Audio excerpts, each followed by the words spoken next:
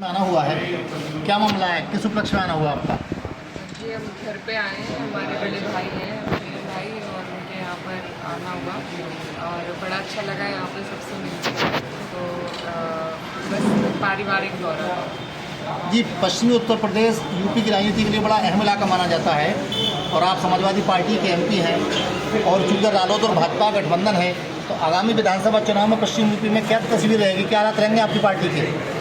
जिस तरीके से पार्टी की परफॉर्मेंस 2024 के लोकसभा चुनाव में रही, हमें उम्मीद है उसी तरीके से हम 27 में भी समाजवादी पार्टी अपना परचम लहराएगी, गठबंधन मजबूत रहेगा और इंशाल्लाह हम जीतेंगे 27 का चुनाव। सांसद जी, महिला सशक्तिकरण पर आप क्या कहना चाहिए? जैसे आप सांसद हुई और कहीं ना कहीं आपने अपने तौर पे महिलाओं की आवाज़ को बुलंद किया, क्या लगता है भविष्य में भी ऐसी चीज़ें बढ़ेंगी?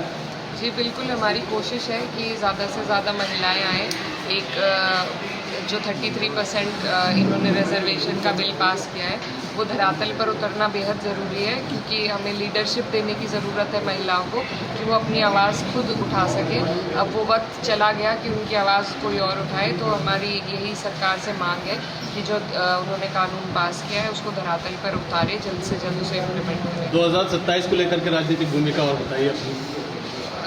2027 के लिए पीडीए मजबूत है, समाजवादी पार्टी मजबूत है, हमारा पूरा समाजवादी परिवार इंतज़ार कर रहा है कि चुनाव के दिन जैसे जैसे नज़दीक आएंगे सब लोग हिम्मत और हौसले के साथ चुनाव लड़ेंगे। और इस बार हमें पूरी उम्मीद है कि 27 में समाजवादी पार्टी सरकार बनाएगी। आप सांसद लोकसभा हैं, तो माननीय देश के प्रधानमंत्री साहब के बारे में क्या कहना चाहेंगे, उनकी नीतियों के बारे में, कारकर्दगी के बारे में?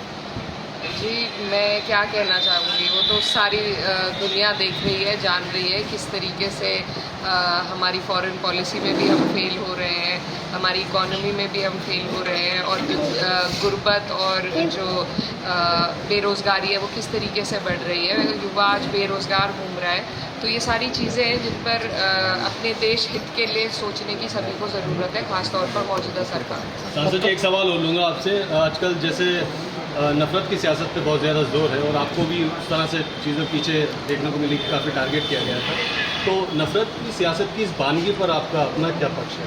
देखिए, ये दस्तूर ऊपर से चलता है और सरकार के ज़रिए से, उनके सहारे से ये दस्तूर चलाया जा रहा है, और ये बहुत अफसोसजनक है। हमारे लिए दिल दुखता है कि वो जो हमारा हिंदुस्तान हुआ करता था आज से 10-15 साल पहले, आज हालात इतने बदल गए हैं कि पड़ोसी से नाराज़ है, नफ़रत की भावनाएं लेके लोग जी रहे हैं। तो ये इसमें कहीं ना कहीं जो सोसाइटी पर जो प्रभाव पड़ता है सरकार की पॉलिसीज़ का, उनकी नीयत का, वो देखने को मिल रहा है, और इन्होंने हमें बहुत पीछे धकेल दिया है। बहुत टाइम लगेगा हमें इन हालातों से उभरने में, लेकिन उम्मीद है हमें कि उम्मीद पे दुनिया कायम है, और अगला जो हमारा वक्त आएगा वो बेहतर होगा।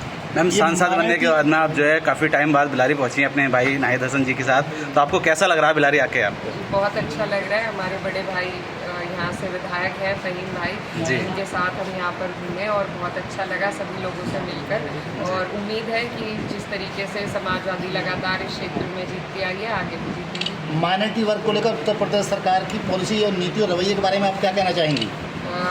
जी देखिए, बिल्कुल हमारे ऊपर तो बुलडोज़र का राज चल रहा है, और आज ये हालात बना दिए गए हैं कि डर डर के सब जी रहे हैं कि कब किसके घर पे बिना बात मुकदमे आ जाएंगे, बिना बात बुलडोज़र चल जाएगा।